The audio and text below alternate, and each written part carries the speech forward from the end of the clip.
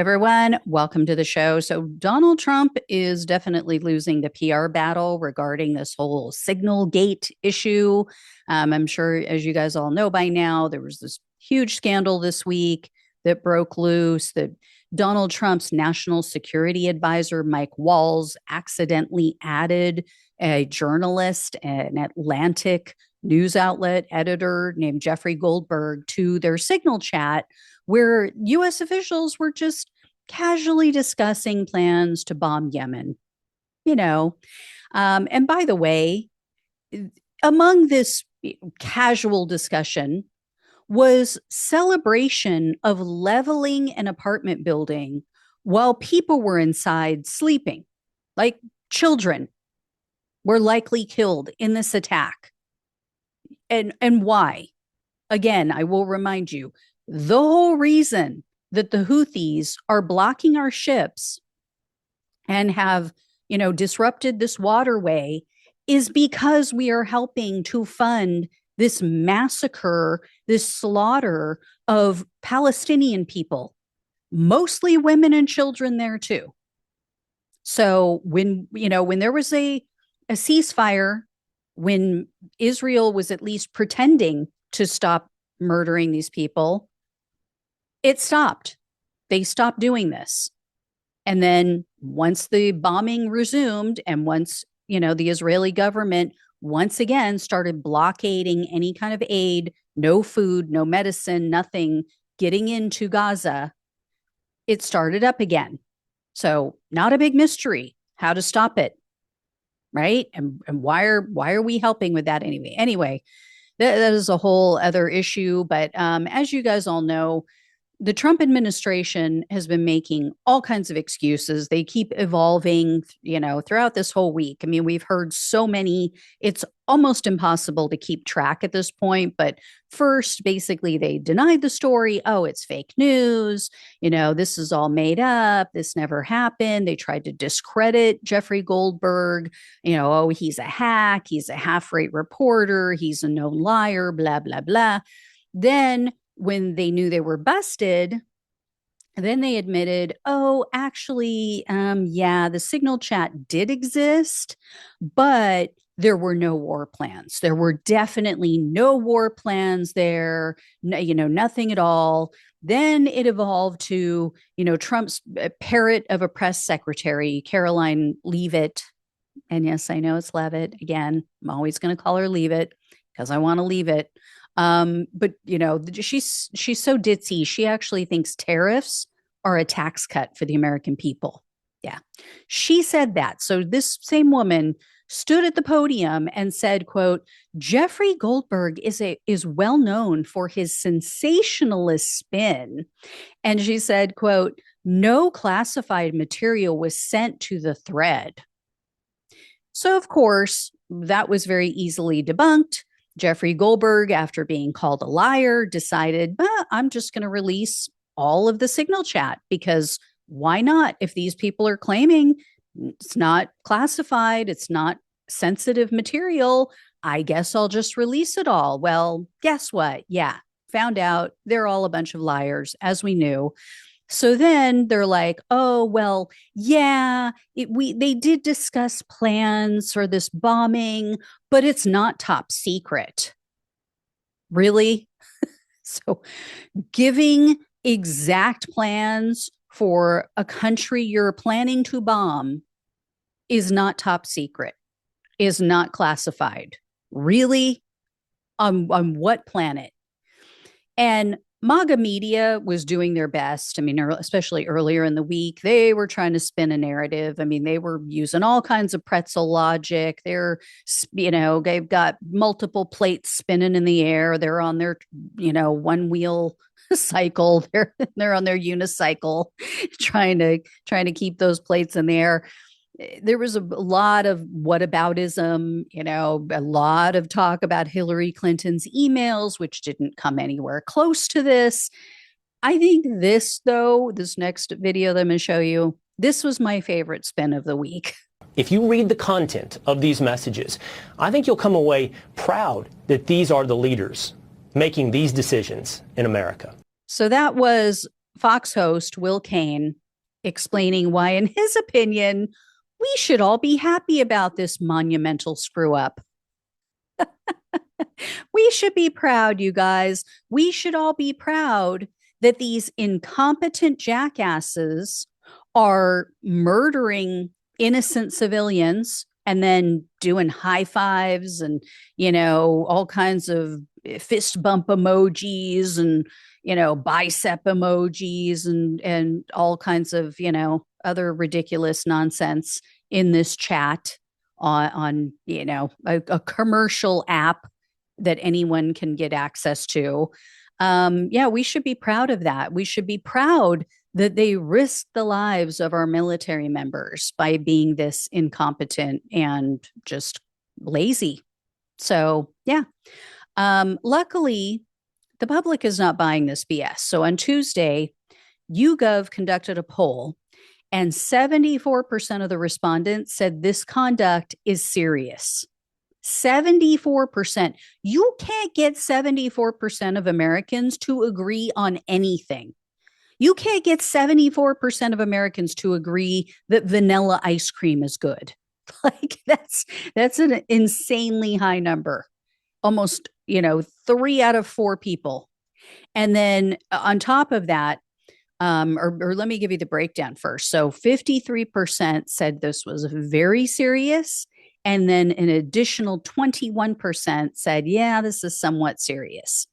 And if you break it down by party, it's still not good for Trump. So 89% of Democrats said this was a serious matter. 72% of independents agreed with that. And then even 60% of Republicans said that this is either a somewhat or very serious issue. And then YouGov also asked, did these actions break the law? This is a tricky one because, did it break the law? Did it just break the rules? But a plurality of 48% said yes. And this is where Republicans start to show their partisanship. So 76% of Democrats said yes, they broke the law. 46% of independents agreed that they violated the law. Only 21% of Republicans said yes, this is breaking the law. This scandal is not going away, though, and people are very interested in this topic, as you can see in this next CNN poll. So take a look at this. Of course, it's very early on in this, but we can look at Google searches, and I think it gives you an idea that there's a lot of interest in this story, all right? Google searches this week versus last week for these topics. For The Atlantic, how many people are searching for The Atlantic? Up 900%. That is the highest on record since Google searches began. They started tracking them back in 2004. How about for Signal, of course, the app on which this all occurred? Up over 1,000%. Again, the highest on record. It has gone up through the roof on these two particular topics. Whether or not people ultimately end up caring and it changes their minds about the administration, that's one thing. But the interest at this particular point is absolutely there. People are interested in this story. And even some of Trump's allies and his defenders are starting to turn. They're not turning against him necessarily, but they are turning against this story and how it's being handled. So on Wednesday, Fox commentator and longtime Trump parrot, Tomi Lahren, she posted on Twitter, quote, "Trying to wordsmith the hell out of this Signal debacle is making it worse. It was bad. And honestly, getting sick of the whataboutisms from my own side. What's good for the goose is good for the gander. Admit the F up and move on." She was not met with a lot of good comments, a lot of positive comments. I'm just going to say, the MAGA crowd is not buying it, at least over on Twitter. They're not going along with her. I shouldn't say they're not buying it. They are buying Trump's BS, is what I should say. They're buying his excuse and completely and totally getting the facts wrong. So there's a ton of them that are like, oh, well, no specifics were given. And, this is a whole bunch of nothing and blah, blah, blah. I mean, they're so in their little bubble. It is terrifying. And then Trump supporter and Barstool Sports founder Dave Portnoy, he took it even a step further than Tomi Lahren. So check this out. There's nothing being made up here. Jeffrey Goldberg is telling the truth. It's obvious these texts are real. It's obvious they're classified. It's obvious we gave away the strike information 2 hours before it happened. We're lucky it didn't cause the death of American military members. Somebody has to go down for this. So that was just a tiny, tiny fraction of what Portnoy said in the full videos. The full video was over 6 minutes long, if you want to go look for it. But he just went off and he flat out said, Mike Waltz, he needs to go. They need to make him, an example. They need to get rid of him. He's the one who screwed up. But the majority, like I said, the majority of the MAGA base still in denial about this. Social media comments basically just parrot Trump's talking points. And then this was interesting. So drama queen Steve Bannon, he's warning his audience, quote, "We're going to go through a war now in the House and the Senate." So here's the thing. You guys have probably all heard Trump's administration is now being sued over this because these officials were using Signal, as I mentioned, for government discussions. This violates the Federal Records Act, which I mentioned earlier in the weeks, because the Federal Records Act requires that official records and communications are preserved. If there's an investigation down the road, if something happens, if people have questions, and all of this is supposed to be available so that people can submit a FOIA request, and which is Freedom of Information Act, and get documents and communications to see what was the administration thinking.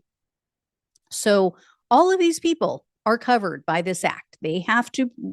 They're supposed to be preserving their records, which means you communicate through normal government channels. And the only time you don't do it through, regular email or, your cell phones or whatever, is if it is sensitive or classified information, then you need to go meet in a SCIF, but there is still some sort of record that's supposed to be kept. So a watchdog group is suing the Trump administration over this because the Signal app allows you to set an auto delete. So you can set it to delete within 30 seconds. You can set it to delete within a week. These people, if I remember correctly, I think they had it set to delete after 6 weeks or something. I mean, it was something. It was a lengthy period of time, but still, you're not supposed to do that when it's government communication. So this case was assigned to U.S. District Judge James Boasberg. So that's the same judge, you might recall, who is handling Trump's unconstitutional deportations to El Salvador. So MAGA is completely melting down over this. They just, this was a setup, and, this is a Trump-hating judge, and blah, blah, blah. Anyway, Bannon seems to be trying to use that outrage to incite fear about the Democrats winning in the midterms. So he's saying, oh my God, if they take over and they're going to send him to prison, they're going to impeach him and remove him. I mean, here's the thing. Do I think the Democrats have a chance of taking back the House in the midterms? Yes, I do.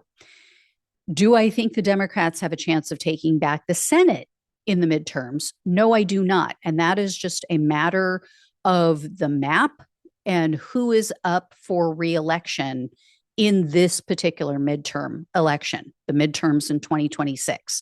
So it is just not favorable for Democrats.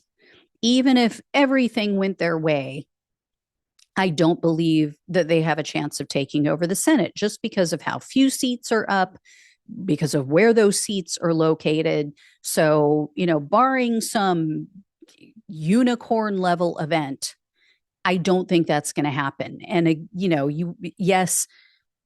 to impeach a president, it starts in the House, but then the Senate has the final word. They have to vote on that and whether or not to actually remove the president.